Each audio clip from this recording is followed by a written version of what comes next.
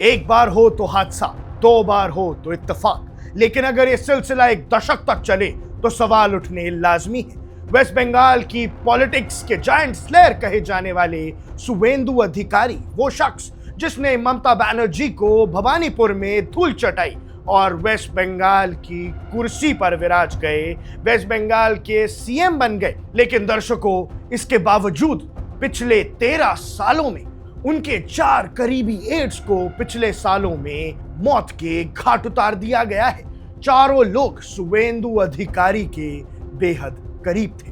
आज हम deep dive करेंगे इस पैटर्न में और पूछेंगे वो सवाल जो बंगाल की गलियों में गूंज रहा है कि क्या शुवेंदु के आसपास होना खतरे से खाली नहीं है या फिर ये उन्हें कमजोर करने की कोई बड़ी सियासी साजिश है।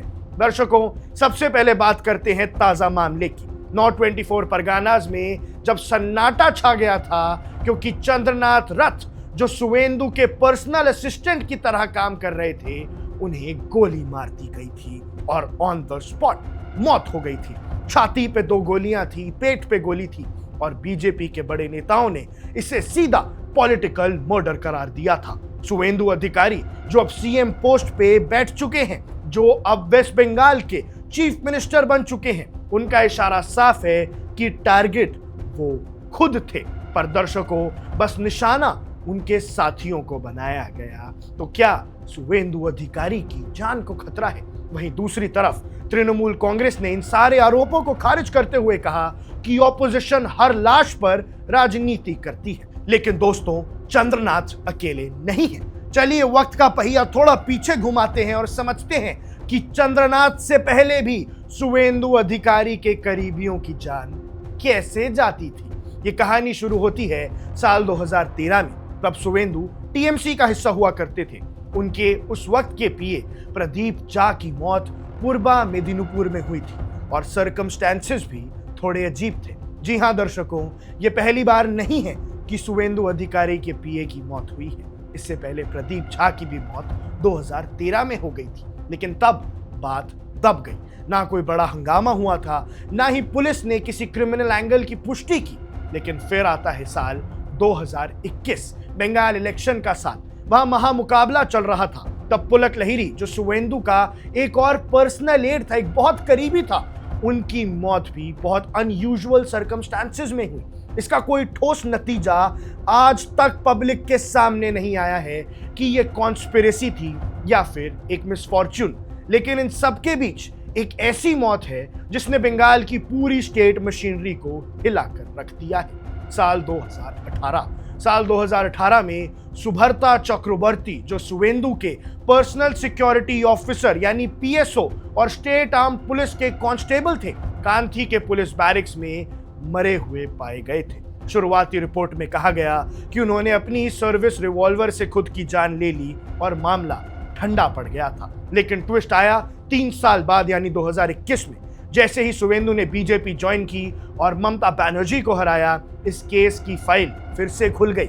सुभर्ता की पत्नी ने नई इन्वेस्टिगेशन की मांग की। वेस्ट बंगाल सीआईडी ने सीन रिकंस्ट्रक्ट किया, पुराने ऑफिसर्स से पूछताछ की और अब यहां से पॉलिटिक्स गंदी होनी शुरू हो गई। बीजेपी ने कहा कि ये शुवेंदु को फंसाने की साजिश है। वहीं टीएमसी का कहना था कि सच्चाई अब बाहर आएगी।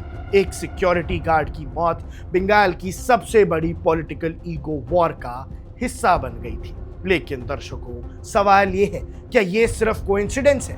13 साल का वक्त जिसमें 4 अलग अलग मौतें हुई, कभी खुद जान लेने का दावा, कभी कोई अनयूजुअल डेथ, और अब तो सरेआम मर्डर हो गया है भैया, सरेआम गोलियां चली हैं। जर्नलिज्म की नजर से देखें तो पैटर्न इग्नोर करना मुश्किल है। शुवेंदु अधिकारी के ही 2 पीए, 1 पीएसओ, 1 पर्सनल एड, भैया 4 करीबी 13 साल के अंतर्गत अलग अलग तरीके से कैसे मर जाते हैं? शुवेंदु अधिकारी के कद जैसे जैसे बढ़ रहा है, उनके सर्कल की लोगों की सेफ्टी वैसे वैसे कम होती गई है।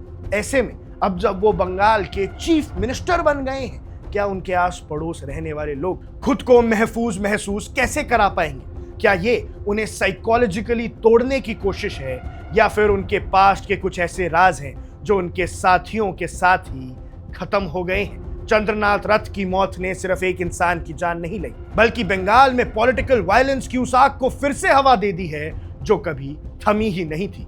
इन्वेस्टिगेशन चल रही है, आरोप प्रत्यारोप के दौर जारी हैं, लेकिन सच्चाई शायद उन फाइल्स में दबी रहेगी जो पिछले 13 सालों से धूल खा रही है। बंगाल की राजनीति में खून बहना नया नहीं है, लेकिन जब निशाना एक ही नेता के इर्द गिर्द घूमने वाले लोग हों तो डर और दीवार दोनों खड़ी हो जाती हैं। अगली बार जब आप शुवेंदु अधिकारी को स्टेज पर देखें तो याद रखिएगा, उस पावर के पीछे उनके कई ऐसे साथी हैं जो आज उनके साथ जीत का जश्न मनाने के लिए जिंदा ही नहीं है। आपका क्या मानना है? क्या ये वाकई एक बड़ी साजिश है या बुरी किस्मत? कमेंट सेक्शन में अपनी राय जरूर दें।